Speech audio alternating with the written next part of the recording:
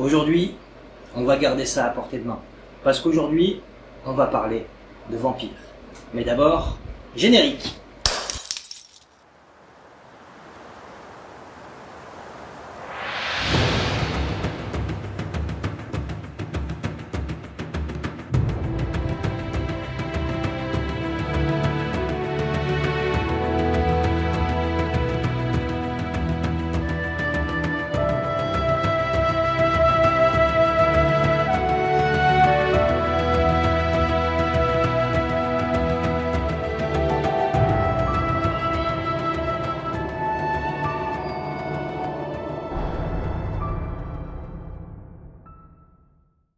Les réseaux sociaux sont inondés d'histoires et de photos de kits de chasse aux vampires anciens. Ce qu'on appelle les Vampire Killing Kits. Voilà. Souvent de jolies boîtes en bois contenant toutes sortes d'outils nécessaires pour tuer les vampires, chacune dotée de son propre petit compartiment bien pensé. Régulièrement vendus par des maisons de vente aux enchères renommées, ils sont présentés comme authentiques dans les émissions de télé-réalité, les pawn shops, les trucs comme ça, et ils font souvent la une des journaux et sont un sujet récurrent sur les réseaux sociaux. Seul problème, ce sont tous des contrefaçons modernes. Tous. Le principal indice, c'est qu'il n'y a aucune trace de ces kits avant les années 1950. Aucune publicité, aucune photo, aucune histoire, aucune mention dans les livres ou les magazines, rien.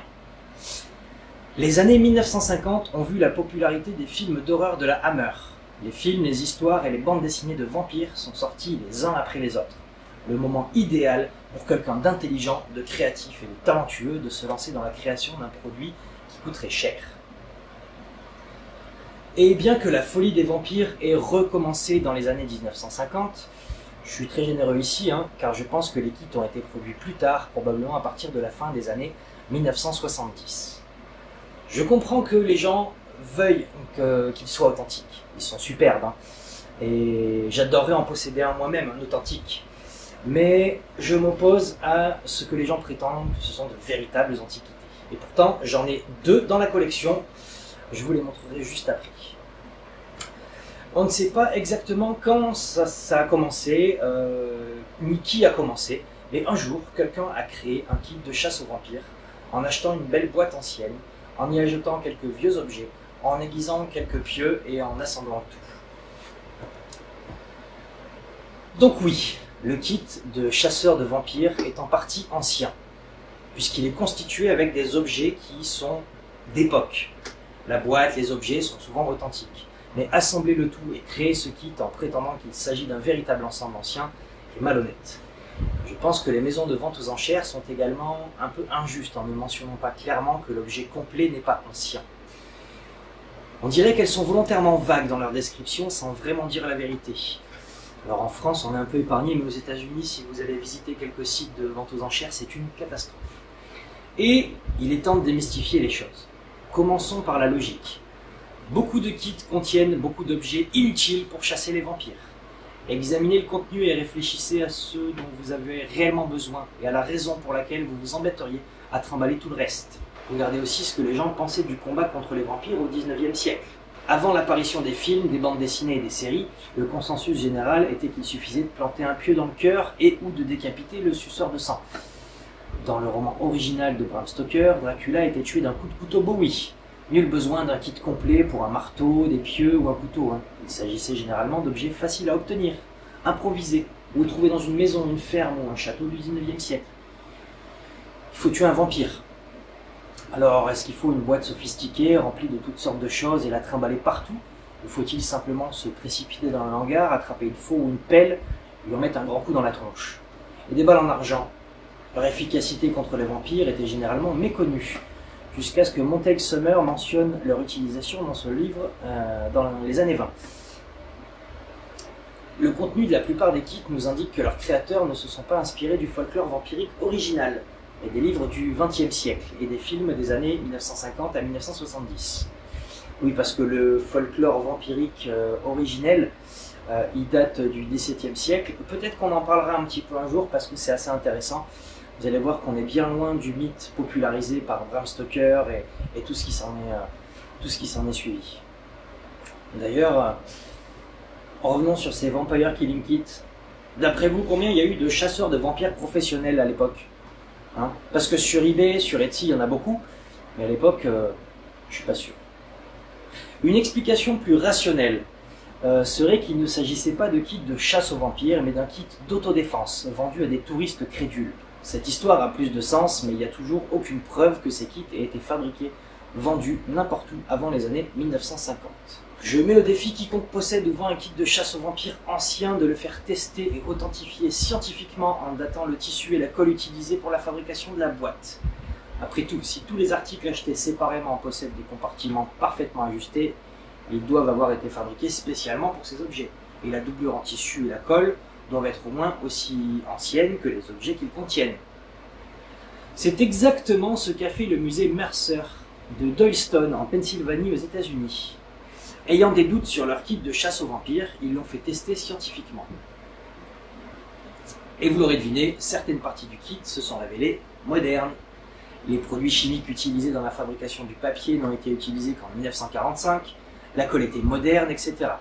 En bref, les objets étaient anciens, mais les détails qui les assemblaient et en faisaient un kit de chasse aux vampires étaient modernes. Et tant qu'on n'en trouvera pas un, ou ce ne sera pas le cas, je continuerai à dire que ce sont tous des contrefaçons modernes.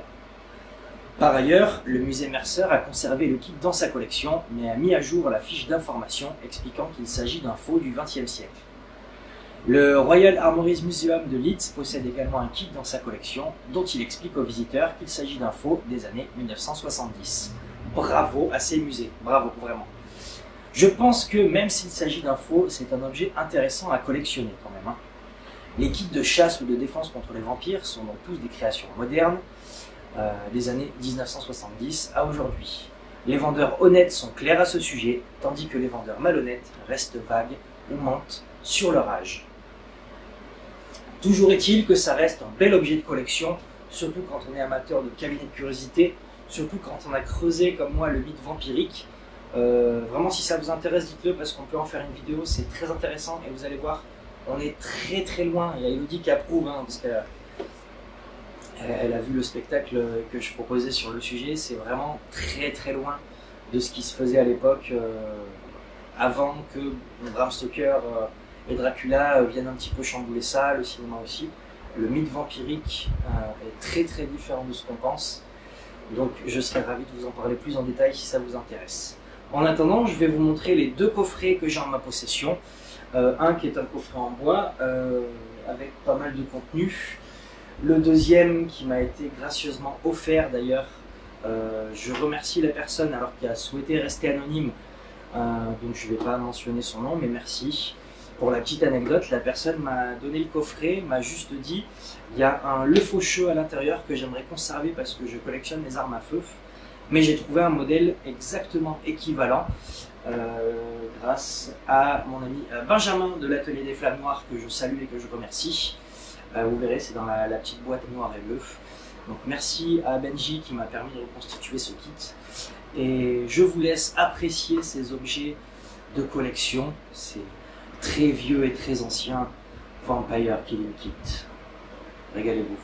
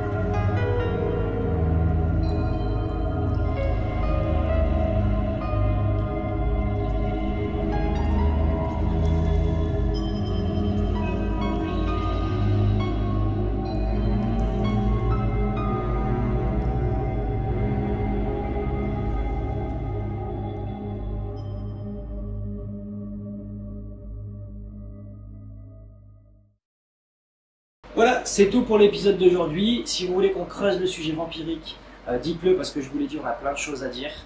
D'ici là, vous connaissez la chanson. Abonnez-vous, laissez des commentaires parce que ça fait remonter la vidéo YouTube. Très important aussi, s'abonner, commenter, c'est cool. Mais n'hésitez pas à partager la vidéo sur les réseaux sociaux et expliquer pourquoi vous partagez.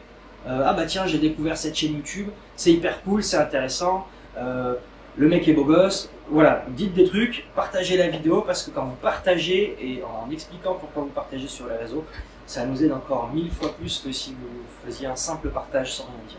Voilà. Nous, on se retrouve à la Fantasticon 27 et 28 septembre, si je dis pas de bêtises, dans le Var. 27 et 28 septembre dans le Var. Je vous mets les liens sur mes réseaux. Et d'ici là, portez-vous bien. Bisous!